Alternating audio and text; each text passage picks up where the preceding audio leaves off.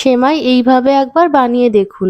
এই রকম ঝরঝরে সেমাই একবার বানিয়ে খেলে বারবার এটাই বানাতে ইচ্ছে করবে। খুব কম উপকরণে খুব কম সময়ে ঝটপট এই সেমাই বানিয়ে নিতে পারবেন। আজ আমি আপনাদের সঙ্গে শেয়ার করব পারফেক্ট ঝরঝরে জর্দা সেমাই বানানোর রেসিপি। নমস্কার, আমি তাপসী আর আপনারা দেখছেন তাপসীদির হেসেল। চলুন আজকের রেসিপিটি স্টার্ট করা যাক। সেমাইটা বানানোর জন্য আমি এখানে একটা বাটি মেপে সেমাই নিয়ে নিচ্ছি। আমি এখানে ছোট বাটির 2 বাটি সেমাই নিয়েছি, অর্থাৎ এখানে 200 গ্রাম সেমাই নিয়ে নিয়েছি। আমি বাটি মেপে সেমাই নিলাম যাতে পরবর্তী উপকরণগুলো দিতে সুবিধা হয়। আর আমি এখানে মোটা সেমাইটা নিয়েছি, আপনারা চাইলে সরু সেমাইও নিতে পারেন। এখন গ্যাস অন করে কড়া বসিয়ে দিয়েছি আর কড়াতে দিয়ে দিলাম 1 টেবিল চামচ ঘি। এখন দিয়ে দিচ্ছি তেল। আমি এখানে তেল আর ঘি দুরকম মিশিয়েই সেমাই বানাবো। আপনারা চাইলে পুরো ঘি দিয়েই সেমাই বানিয়ে নিতে পারেন। তেল গরম হয়ে গেলে এতে দিয়ে দিলাম অল্প করে কাজু আর কিশমিশ। এখন কাজু কিশমিশটা একটু ভেজে নিচ্ছি। আপনারা চাইলে আপনাদের পছন্দ মতো এতে আরও ড্রাই ফ্রুটস দিতে পারেন।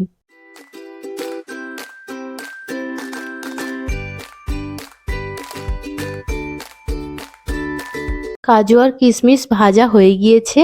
আমি লো ফ্লেমে 1 মিনিট মতো কাজু আর কিশমিশটা ভেজে নিয়েছি। খুব হালকা করেই ভেজে নিয়েছি। এখন এগুলো কড়া থেকে তুলে নিচ্ছি।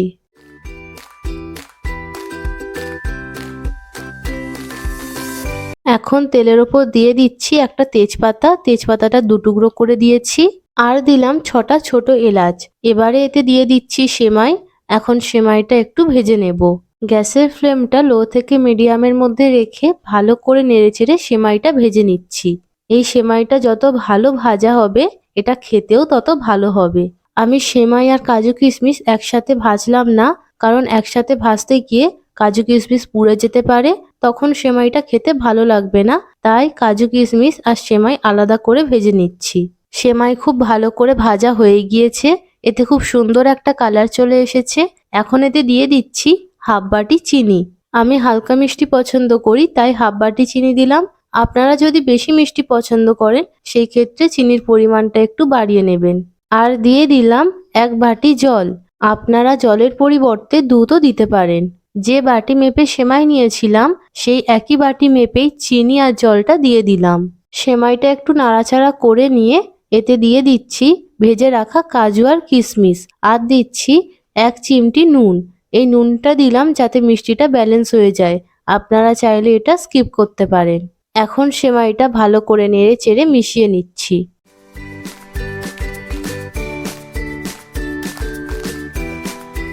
সেমাইটা ভালো করে নেড়েচেড়ে মিশিয়ে নিয়েছি। এখন এটা 3 থেকে 4 মিনিটের জন্য ঢাকা দিয়ে রেখে দিচ্ছি। 4 মিনিট হয়ে গিয়েছে। এখন ঢাকনা খুলে সেমাইটা একবার নেড়েচেড়ে দিচ্ছি। সেমাই অনেকটাই সিদ্ধ হয়ে গিয়েছে আর চিনিটাও গলে গিয়েছে। সেমাইটা রান্না করার মাঝে আমি এতে আরও 1 বাটি জল দিয়েছিলাম। যেহেতু আমি এখানে মোটা সেমাই রান্না করছি সেই ক্ষেত্রে আমার মোট 2 বাটি জল লেগেছে। আপনারা যদি সরু সেমাই রান্না করেন সেই ক্ষেত্রে 1 বাটি জলেই হয়ে যাবে। এখন এটা আরও 3 মিনিটের জন্য ঢাকা দিয়ে রান্না করে নেব। সেমাইটা ঝরঝরে বানানোর জন্য জলের মাপটা ঠিকঠাক রাখা খুবই জরুরি। যদি জলের মাপ ঠিকঠাক না থাকে তাহলে সেমাইটা ঝরঝরে হবে না। 3 মিনিট পর সেমাই পুরোপুরি রান্না হয়ে গিয়েছে। এতে আর কোনো রকম জলও নেই আর সেমাইটা নরমও হয়ে গিয়েছে। এখন গ্যাস বন্ধ করে দিয়ে এটা কিছুক্ষণ ঢাকা দিয়ে ঠান্ডা করে নেব। সেমাইটা পুরোপুরি ঠান্ডা হওয়ার পর দেখুন এটা কতটা ঝরঝরে হয়ে গিয়েছে। গরম থাকা অবস্থায় সেমাইটা একটু দলা পাকিয়ে থাকলেও ঠান্ডা হওয়ার পরে এটা পুরোপুরি ঝরঝরে হয়ে যায়। এখন সেমাইটা একটা প্লেটে তুলে নিচ্ছি। আপনারা দেখলেন কত কম উপকরণে কত কম সময়ে ঝটপট এই সেমাইটা বানিয়ে নেওয়া যায়। এইভাবে সেমাই বানিয়ে যাকে খাওয়াবেন সেই আপনার প্রশংসা করবে। এই জর্দা সেমাই খেতে এতটাই ভালো হয় যে এইভাবে একবার বানিয়ে খেলে অন্যভাবে বানাতে চাইবেন না, বারবার এটাই বানাতে চাইবেন। যারা আমার ভিডিওটি ইউটিউব থেকে দেখছেন তারা প্লিজ চ্যানেলটিকে সাবস্ক্রাইব করে দেবেন। আর যারা ফেসবুক থেকে দেখছেন তারা পেজটিকে ফলো করে দেবেন। ভিডিওটিতে একটা লাইক করে দেবেন আর কমেন্ট করে জানাবেন আজকের ঝরঝরে জর্দা সেমাইয়ের রেসিপি আপনাদের কেমন লাগলো। সবাই ভালো থাকবেন। দেখা হচ্ছে পরের ভিডিওতে।